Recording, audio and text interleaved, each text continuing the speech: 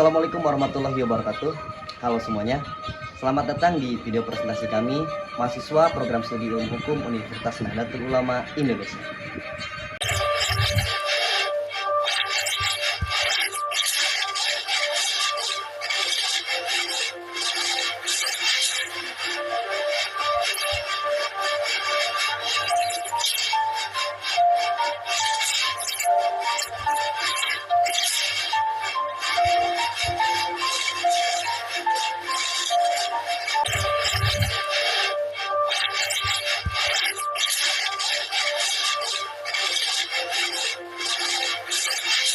Video ini dibuat untuk memenuhi tugas kelompok pada mata kuliah Hukum dan Hubungan Internasional dengan materi Hukum Perjanjian Internasional. Dosen pengampu Kartini Laras Makmur, SH. Sebelum pembahasan lebih lanjut, izinkan saya untuk memperkenalkan anggota daripada kelompok kami. Pertama, saya sendiri, Abdurrahman M. Hazim, dengan NIM 222-000-56.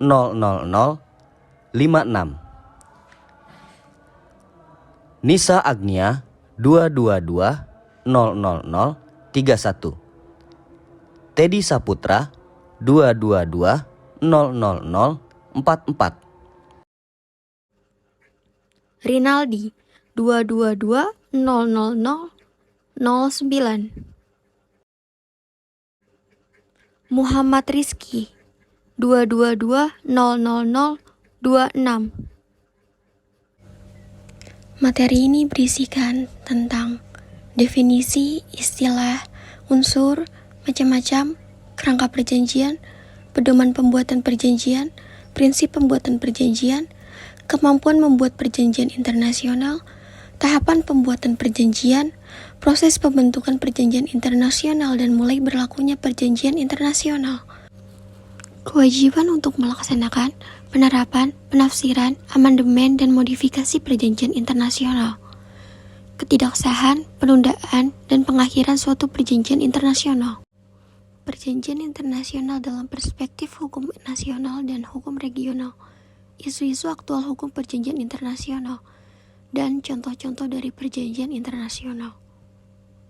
Pengertian perjanjian internasional. Traktat atau perjanjian internasional adalah sebuah perjanjian yang dibuat di bawah hukum internasional oleh beberapa pihak yang utama adalah negara.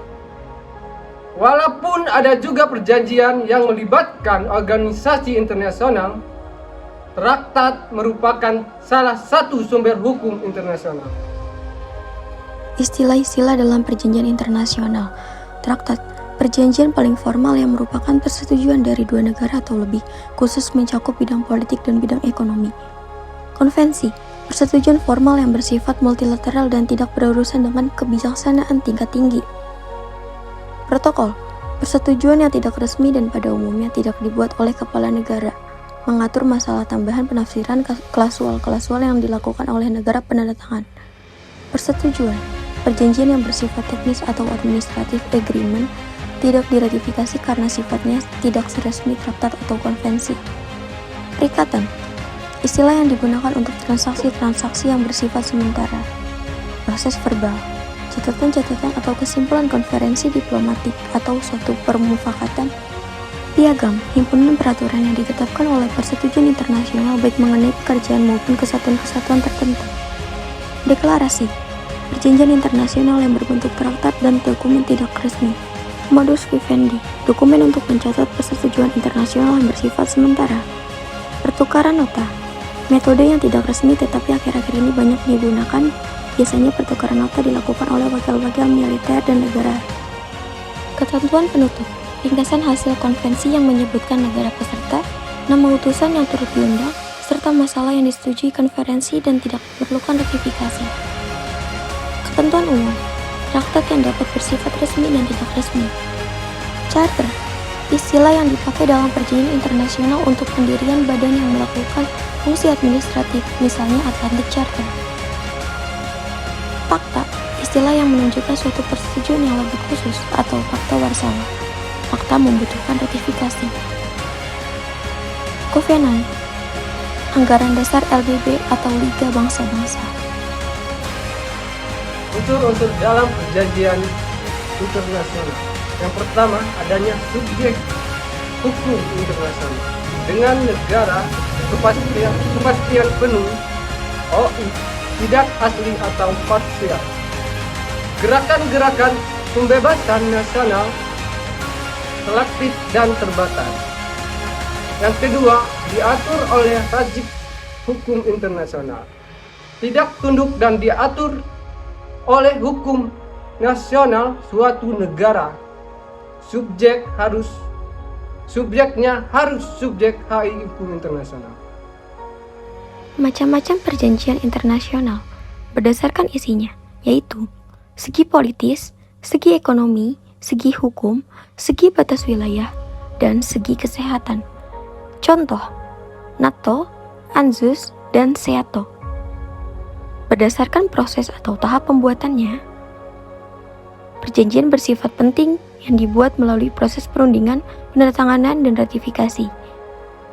Contoh, status kewarganegaraan Indonesia RRC, ekstradisi, dan laut teritorial. Berdasarkan subjeknya, perjanjian antar negara yang dilakukan oleh banyak negara yang merupakan subjek hukum internasional. Contoh, perjanjian antar organisasi internasional Tahta Suci atau Vatikan dengan organisasi MII berdasarkan pihak-pihak yang terlibat. Terdapat dua perjanjian, yaitu perjanjian bilateral dan perjanjian multilateral. Berdasarkan fungsinya dibagi menjadi dua. Yang pertama, lawmaking treaties atau perjanjian yang membentuk hukum. Perjanjian yang meletakkan ketentuan-ketentuan atau kaidah-kaidah hukum bagi masyarakat internasional secara keseluruhan, bersifat multilateral. Yang kedua, treaty kontrak atau perjanjian yang bersifat khusus, perjanjian yang menimbulkan hak dan kewajiban yang hanya mengikat bagi negara-negara yang mengadakan perjanjian saja, atau perjanjian bilateral. Contoh, perjanjian Indonesia dan RRC tentang Dwikewarganegara. Perjanjian internasional lebih menjamin kepastian hukum, sebab perjanjian internasional diadakan secara tertulis. Perjanjian internasional mengatur masalah-masalah kepentingan bersama di antara para subjek hukum internasional. Rangka perjanjian internasional. 1. Judul. 2. Pembukaan atau mukadimah. 3. Batang tubuh. 4. Ketentuan perjanjian. 5. Lampiran jika perlu. Pedoman dan prinsip pembuatan dalam perjanjian internasional. Pedomannya adalah kepentingan nasional. Prinsipnya adalah kesepakatan para pihak, etikat baik, serta kedudukan sesama. Mampu membuat perjanjian internasional melibatkan 1. Kepala negara, 2. Kepala pemerintahan, 3. Menteri Luar Negeri. Berdasarkan Konvensi Wina tahun 1969 tentang hukum internasional, perjanjian internasional itu diadakan melalui 3 tahapan. Yang pertama ada perundingan, penandatanganan, dan pelaksanaan. Perundingan ialah perjanjian tahap pertama dalam proses pembuatan perjanjian internasional yang sebelumnya diadakannya perjanjian. Kedua belah pihak itu terlebih dahulu mengadakan perjanjian atau pembicaraan pendahuluan. Dalam hal ini, perundingan dianggap mewakili suatu negara apabila surat kuasa atau full powers atau credential dan surat kepercayaan. Hal ini tidak berlaku bagi seorang kepala negara atau kepala pemerintahan atau juga menteri, karena jabatan mereka sudah mewakili negaranya. Dalam tahap kedua pembuatan perjanjian internasional ini, sebelum tahap ini dilakukan oleh para menteri luar negeri atau Menlu atau kepala pemerintahan, dalam perjanjian multilateral, penandatanganan dapat dilakukan oleh peserta perjanjian internasional yang apabila disetujui oleh 2/3 peserta yang hadir, kecuali ketentuan lain dalam perundingan tersebut.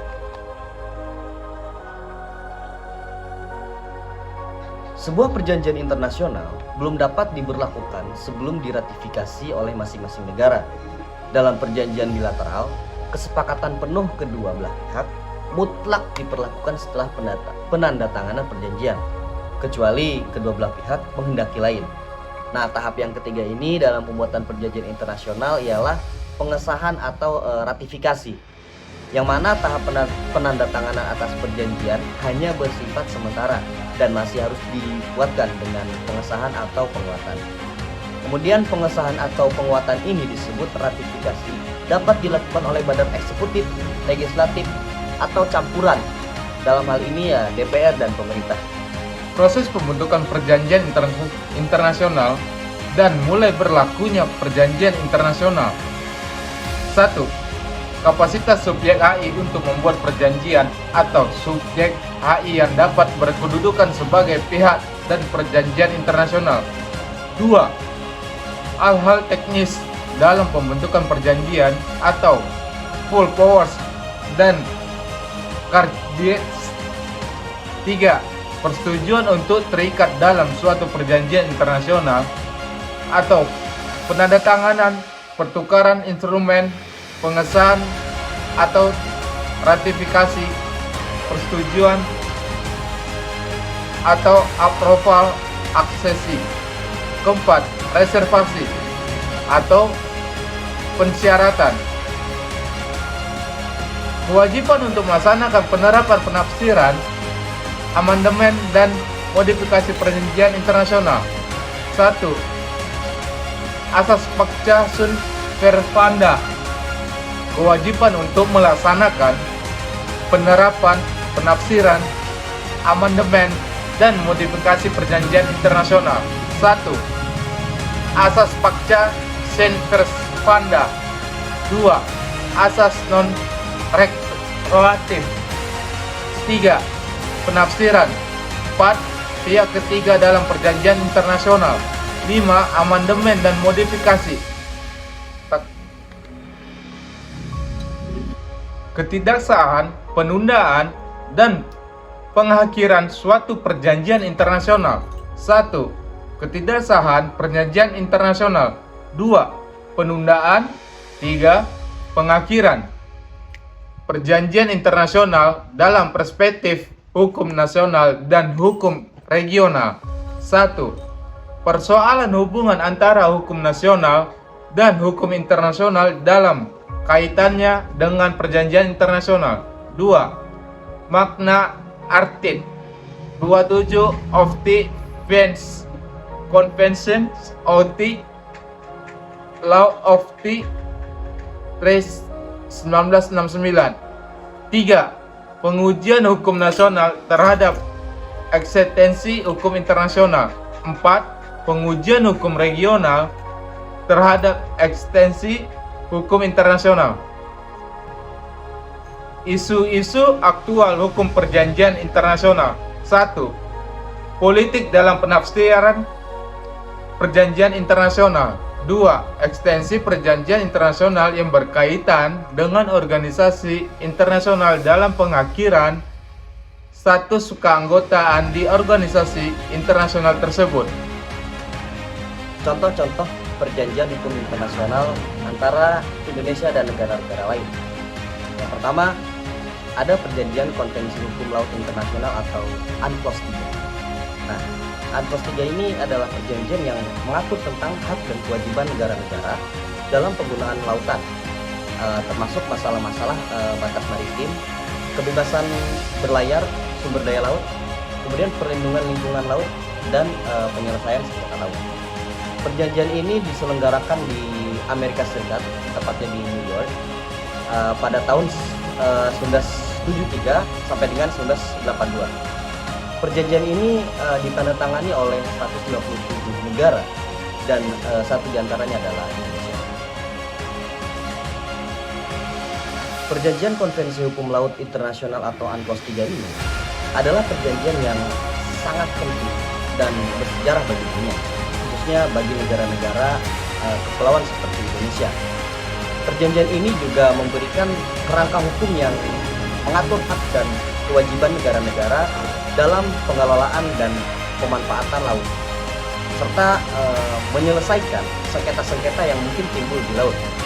Perjanjian ini juga mengakui konsep wilayah jurisdiksi Nusantara yang dideklarasikan oleh Indonesia dan memberikan Indonesia hak untuk menguasai sumber daya alam dan kekayaan laut di sekitarnya.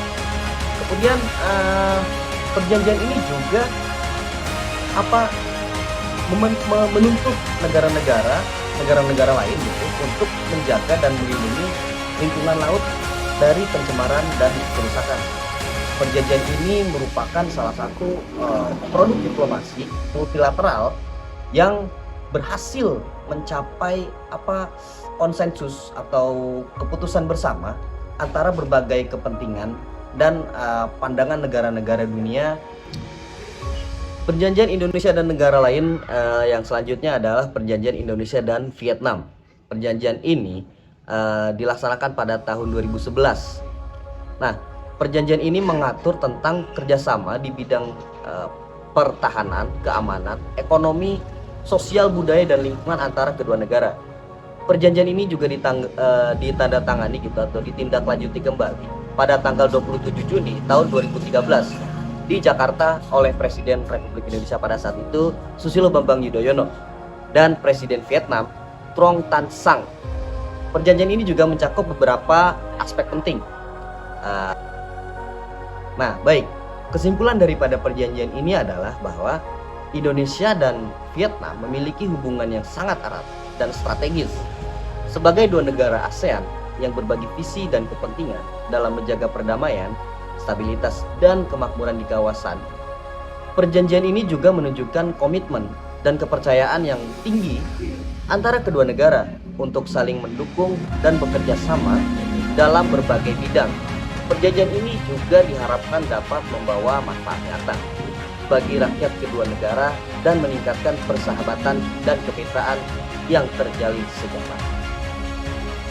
Perjanjian Bangkok ini bukan berarti perjanjian antara Indonesia dan Bangkok, namun Bangkok di sini hanya sebagai tempat terselenggaranya perjanjian ini. Yang sebetulnya perjanjian ini antara Indonesia dan Malaysia. Perjanjian ini ditandatangani pada tanggal 11 Agustus tahun 1968 di Bangkok, Thailand. Nah, perjanjian ini dihadiri oleh Menteri Luar Negeri Indonesia, yaitu yang pada saat itu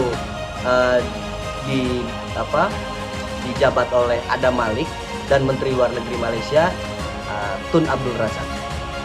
Perjanjian ini mengakhiri konfrontasi antara Indonesia dan Malaysia yang berlangsung sejak tahun 1963 serta memperbaiki hubungan diplomatik dan kerjasama antar negara. Kemudian perjanjian ini juga memiliki beberapa poin. Perjanjian Bangkok ini memiliki beberapa poin penting. Antara lain, pertama, Indonesia dan Malaysia sepakat untuk menghentikan permusuhan serta menarik kembali pasukan dan sukarelawan dari wilayah masing-masing. Karena memang pada saat itu Indonesia dan Malaysia ini sedang ada konflik lah gitu ya. Waktu itu juga sempat ada istilah ganyang Malaysia, apalagi dan semacam itulah. Nah, poin yang kedua adalah Indonesia dan Malaysia juga sepakat untuk menghormati kedaulatan, integritas teritorial, dan kesatuan politik masing-masing, serta tidak mencampuri urusan dalam negeri masing-masing. Kemudian yang ketiga ada Indonesia dan Malaysia ini sepakat juga untuk menyelesaikan sengketa perbatasan mereka secara damai melalui perundingan atau arbitrase, karena memang pada saat itu batas negara itu hanya sebatas patok-patok aja gitu, bahkan kadang sering dipindahin patoknya gitu. Nah, di perjanjian ini mulai dimusyawarahkan lah gitu bagaimana baiknya. Yang kemudian poin yang terakhir, Indonesia dan Malaysia juga sepakat untuk meningkatkan hubungan persahabatan dan kerjasama di bidang politik, ekonomi, sosial, budaya, dan pertahanan, serta berpartisipasi dalam organisasi regional seperti ASEAN. Nah, sebelum mengakhiri presentasi kali ini, kami mengutip sebuah adagium, Indeks Animi Sermo, yang artinya cara seseorang berbicara menunjukkan jalan pikirannya.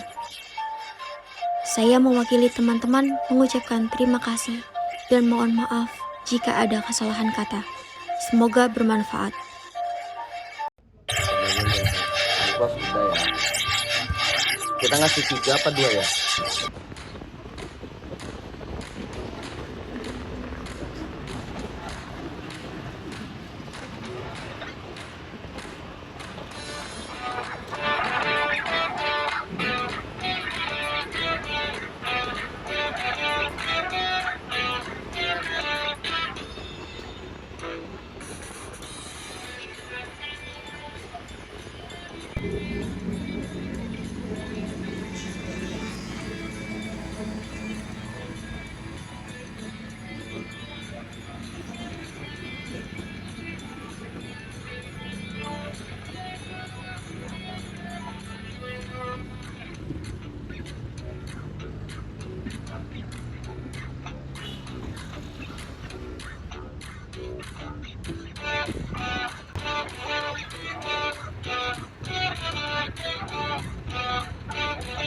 Nih, kalau pagi-pagi macet banget di sini. Ini memang iya nih. Gue kan pernah ngerasain juga, Kak. Apalagi kereta apinya. Lama banget lagi.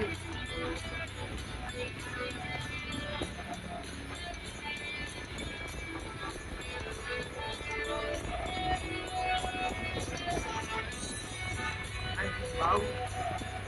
Rizky, bau lu Rizky. Ki, bau lu Ki. Cuma mati lagi. Ya, aku lewat. Ini mah mati lagi bau lu Ki.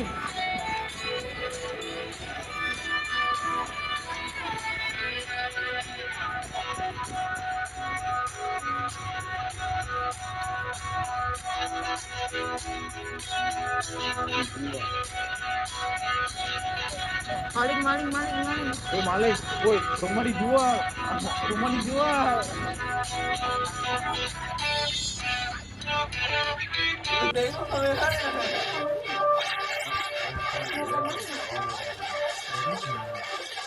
Dia lu lihat AC, lu pura-pura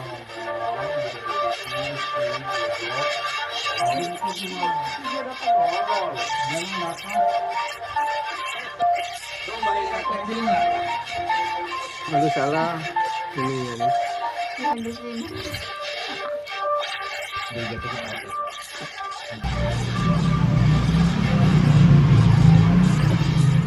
Kemudian yang terakhir ada Tak Sile,